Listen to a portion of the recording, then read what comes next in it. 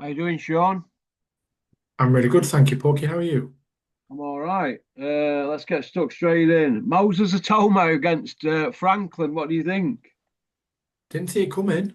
Um, yeah, didn't see it coming. He's Brazilian. Everyone's saying he's going to take him 12 rounds, but yeah, I did not. It's a very left field choice of opponent for me. But what's he done? 12 with Dillian, 12 with Joshua. So yeah, we should see. But genuinely, I don't know how active he's been. So not really been following his career. But yeah, different.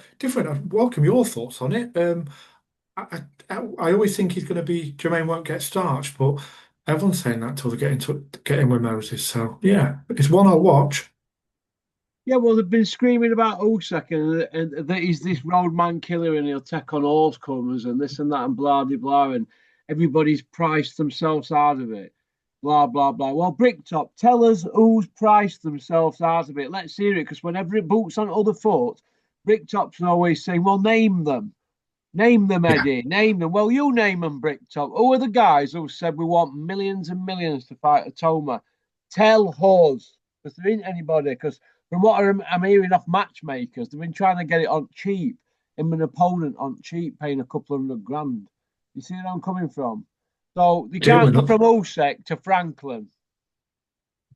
You can if you want to get absolutely schooled, can't you? But yeah, no, it's not. It's certainly not a step up towards him getting a title fight with Usyk, or even if the belts fragment. So yeah, it's it's one I didn't see coming. But like I say, what's it going to prove? The man went 12 rounds with Dillian, and what's he just done to Dillian? So I don't know. I don't know if it progresses him. At best, it'll get him some rounds if Jermaine takes him some. But yeah, bit of a sideways fight at best. But yeah, didn't see it coming. He's not very big Oh, either, is he? he's what? Not very big either, is he? Don't No, know where but hit him. point I want to make is WBA number one, WBO number one ranked. Am I right? Yeah, So, and he's fighting Franklin, and that's all we need to say on the matter. Bricktop can give us as much lip service as he wants. He ain't gonna fool me. You know what no. I mean? It's a bit. Absolutely. Well, No, like you said, if he's driven by him trying to get fighted in on the cheap, then stop pretending that everyone's priced himself out and just say you're building and taking your time because he's 20, 21, whatever. But don't lie and make out that he's so avoided that everyone wants multi-millions to step in the ring with him. Because if you don't want to pay for it, then just be honest. But they won't, will they? no, it's like Joshua calling out Wilder and fighting Povetkin. You remember? I do remember, and an old Povetkin at that, not the old, not the Dillian version, who still managed to knock him out. But yeah, yeah, it's just the latest iteration of that, isn't it? Promoters saying that they want everyone and then fighting someone else. So yeah, I don't know if he will take him rounds or not. He's just not very, he's not a puncher and he's not very big, Franklin. So I can't see it being too difficult for a timer unless a timer gets told to get some rounds in. But yeah, bit of a nothing fight, isn't it? Please don't tell me it's pay-per-view at least. They're not told to get rounds in when they're knockout guys. They're told to get them out there. Bricktop's just said on to the Umar IFL Umar. He says, I just want to see him knock people out. That's what I'm there for. But if he goes rounds, I guarantee you he'll sit on ring apron and he'll say, well, we needed to get the rounds in. Yeah. So You they've know what got I mean? an answer for whatever conclusion. But yeah, I don't think it's going to be a too difficult night of work for Franklin. But like you said, Franklin before the Dillian fight was working full time. So I suspect he'll take a couple 100 grand for that, won't he? Because Yeah. he's not been a full-time pro for many years, and certainly not all of his career, less than half of it. So I think he'll be happy if he banks 200 grand. He'll be happy to come in and get beat up by him and then go home. Yeah. Willie Hutchinson and Ezra Taylor, chief support. I like that fight. I like Willie Hutchinson. What do you think, Sean? I really like Willie Hutchinson. I don't agree with everything or much these days what Dave Allen says, but when Dave mentions it from when they were in the gym together, or around the same gym when he was with Ingle, um, Willie being a world-class talent, I always think he has been. I like him as a person as well. I like how he conducts himself as well. I think he's a really good fighter. I was gutted when he lost. that fight that we didn't expect him to lose many moves ago, not the Boatsy one, but I think he's really good. I think it's brave of Ezra to step in with him because he's a very good athlete, but he's certainly not the finished article. But Hutchinson is one who I think in that division is a little bit of a sleeping giant 'cause I think he's one of the best there, and I think he could definitely give the likes of Yard and Co. a hard night's work and would probably accomplish himself better than the myriad of Brits we've had fight for versions of the world title. So no, definitely a fight I like. That's a fight I'll be mainly tuning in for as well. Although I have got a soft spot for Shaq Thompson as well. Yeah. What do you think to that Ezra Taylor though? Do you think he's got a chance against Willie? Um, Obviously Willie does have there's fragilities in Willie, but that was a long time ago in terms of that loss. So. And I know Willie had some stuff outside the ring, but he seems very settled now. He's married. His head seems to be in a good space. I know he's a sort of man of religion, which can give you that grounding. He just seemed, but I also think he's good in a build-up as well because he always talks good fight. He doesn't talk about, oh, we're going to come there and be pals and blah blah blah. He talks about coming to take the fella's head off. So I like that. I don't like him sounding like a couple of diplomats talking drivel, but yeah, Ezra's and like I say, Ezra's a really good athlete, but I think Willie's going to be too slick for him because he was such a good amateur as well. So I think Taylor will, if Taylor loses, I don't think it decreases his stock too much because I just think Willie's very, very good and ready to step up even more. So again, main fight for me on the card, that one. When I hear fighters come out with stuff like I've sorted my head out and this and that, genuinely, it means they haven't. They're just paying lip service. So I've never really bought into that because I've heard that much bullshit of boxers over years. They're just professional liars, 99.9% of them. You see where I'm coming from? I mean, you've got the lazy I do. rhino there, laid on his settee like some slob, big hairy chest hanging out, big fat chops on him. Looks like he's just rolled out of bed. Do you know what I mean? You're Absolutely. telling And me some of these fighters are on point. No, they're not. The no, stronger, and faster, quicker that the stronger, faster, quicker than a speeding bullet in their interviews. Then they're going in ringing a mess. So I don't believe anything I'm told by fighters. I'm sorry, but I just don't. Because Dennis always said to me years ago, he said, always remember this: boxers are like leopards; they never change the spots. Them that are not doing the hard runs in the morning at the beginning of the career are not going to do it at the end of the career or during. It's either in you or it's not in you. See where I'm coming from, Sean?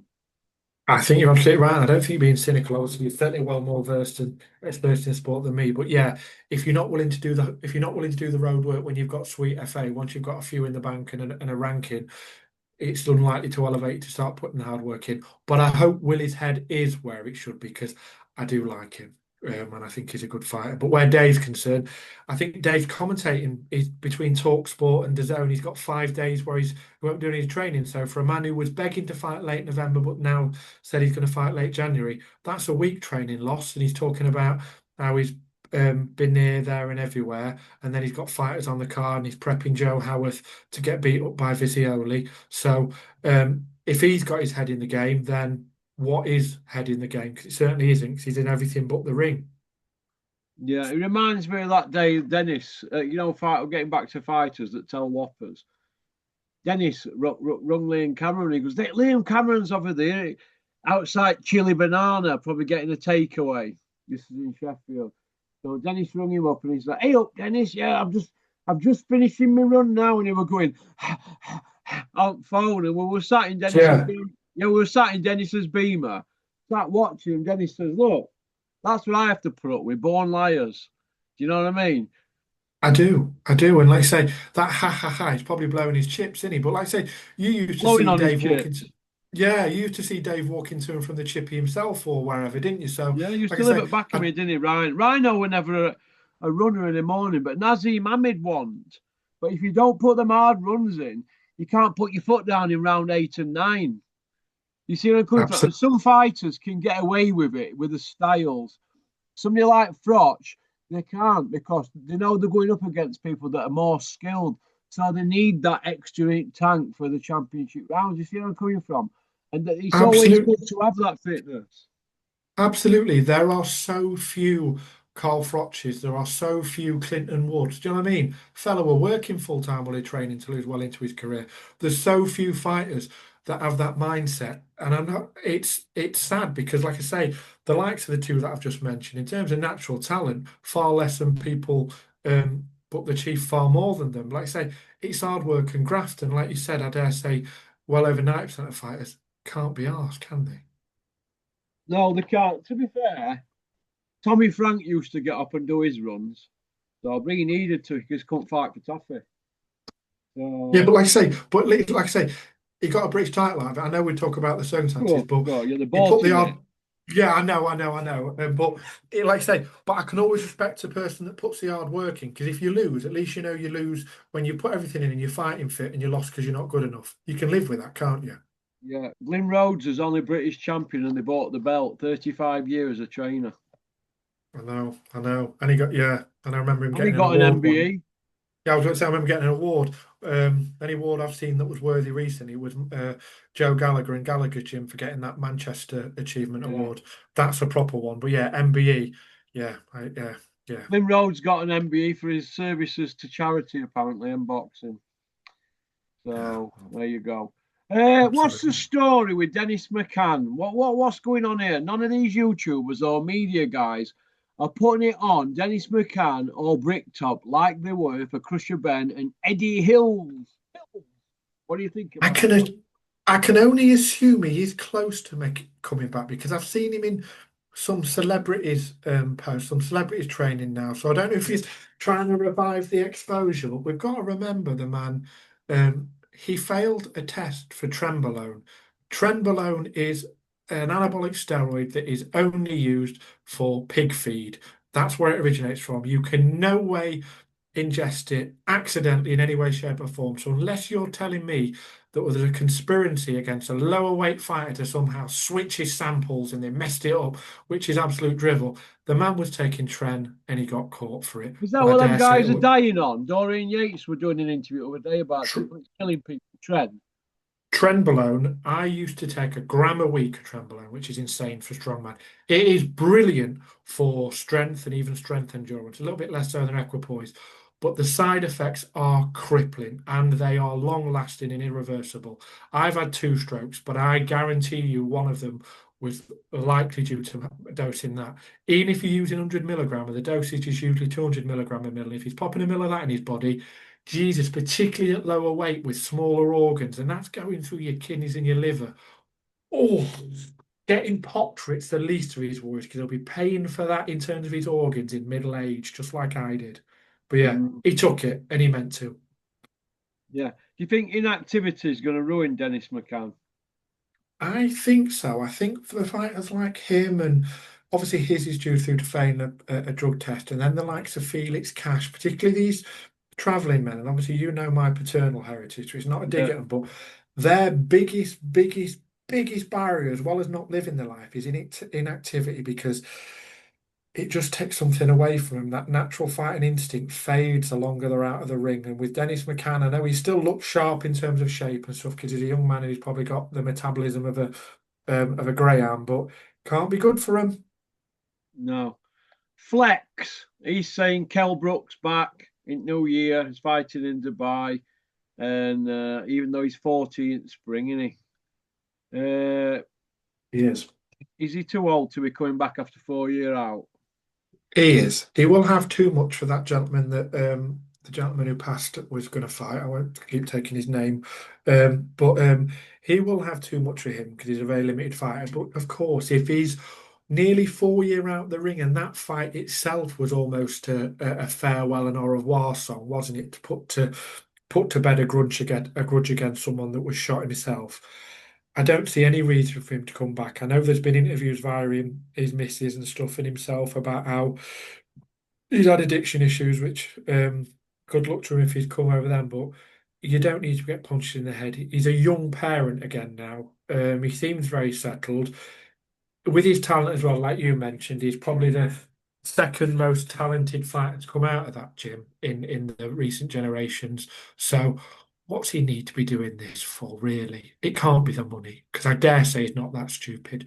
Um, And his missus has gone out in an interview telling her that she's got her own money, so she doesn't need keeping. And I know I made a little bit of a cutting jibe about that. But if you don't need the money, you don't need to get punched in the head at 40. It's not too healthy at any age. 4 years out the ring when you're 4-0 with a young baby, why risk it?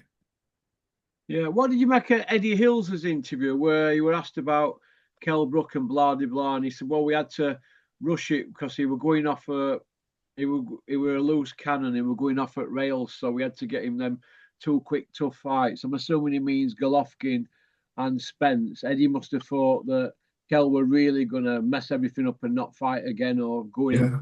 get his son in a lot I, of trouble, or blah blah blah. So there must have been a lot going on behind the scenes, but I the, think they rushed him into that Golovkin and Spence I fight. do. Yeah. I don't doubt what They Eddie said needed the in money terms out of of him, didn't they? yeah, yeah, but yeah, that's the thing. Them him making out he was trying to do it for his well-being to get him in the ring, he's got something to focus on. Drivel. They're thinking, Jesus, cash cow, cash him out, get some money out of him while we can, as he'll do with every fight, because we know Eddie's loyalty is firstly to himself and his ego, and secondly to his bank balance. It's certainly not to the fighters. Yeah. I agree. I agree with you on that, mate. I agree with you. It's you know what? Every now and then, Eddie lets himself down, doesn't he? When he does these interviews, every now and then, it's something comes out, doesn't it? Now he didn't name the Golovkin fight and the Spence fight, but he were undefeated before them fights, wasn't he? So they were the fights that but basically finished him off, didn't they? They did, and he didn't win an easy world title. He went abroad, didn't he? And fought, was it Porter? Fought a good fight and a good win. And he won it the proper way. And then they put him in particularly the Golovkin fight, super dangerous fight. Was that when Eubank pulled out or something? Yeah, Um, yeah, so they put him in against a man too heavy and then one of the most dangerous fighters in the world, and got his what face requiring plates or intensive surgery as a result of it. And yeah, he got paid, but where's the where's the care for the fighter? Where's the concern? And even with Flex, Flex talks about how he doesn't do it for the money, blah blah blah. Surely there should have been some concern there from him in terms of guarding him against. But I never know who makes the ultimate decision in whether these fighters fight. Is it the fighter? Is it the promoter? Is it the trainer? You'll know more than me. well, the trainers technically got the fighters' e-roll every day, aren't they? Really? So you'd Yeah, have thought yeah, Flex would have had an input in it. Although Flex has done well for Kell Brook, we have to give him credit, don't we? yeah. But that fight, they should have never have took that fight. They should have waited it out, waited for a big fight at 147, and then dominated the division like Costa Zoo dominated at 140. Do you know what I mean? I do, and because Cal was, let's be honest, he was never the same again, was he? And who would blame him for when you take that level of damage in the ring? It must change you irreparably, and you can talk to yourself about how you stepped up and it was a different weight and stuff, but you still took that shellacking, and that must stay in the back of your mind for even the most hardened fighters. Yeah, yeah. What do you think to the rumor about Eubank, Kell Brook, Beefy, Billy Joe, Crusher Ben, all them lot having a round robin? Could you see Eddie doing that? Because they're running out of stars, aren't we, really, in boxing at the moment? They are. I suspect they'll, if they don't do a trilogy with Eubank, they'll segue Ben into finding a weak fighter for him to win at 147 to claim that his losses at 160 didn't mean anything. But I could dare say they'll recycle and dig up. But what would Billy Joe fight at? At light heavy, it'd be a push. And when you consider, like you've said many times, that man was a 154 fighter, wasn't he? A 154 fighter. Just couldn't be asked to diet. What's he going to come back at? Because he looks like he's about 230 when I last saw him getting Yeah, arrested on Lincolnshire Police's CCTV. But I won't put it past him to recycle Liam, Billy Joe, Kel, because there's like an old man cash cow Torner club there, isn't there? yeah. Well, there is for Eddie Hills, isn't there, with that one? I mean, Izzy There were is. trying to sign Billy Joel last year, but I don't see Billy Joe ever coming back. If he does come back, why don't he come back and do it properly? He's still a young man. He's 34, isn't he? He's not Yeah, old, not too come back old. and fight at a proper weight. He won't though, will he? He won't. But he's like I say, he's rarely, if ever, lived the life. He's a man who's lived the life for camps, hasn't he? Never the lifestyle. So I don't think he'll come back. What is it, 5 years now? since he Yeah. lost to Coming in May, I Canelo. think it is, isn't it? 5 years in Yeah, May.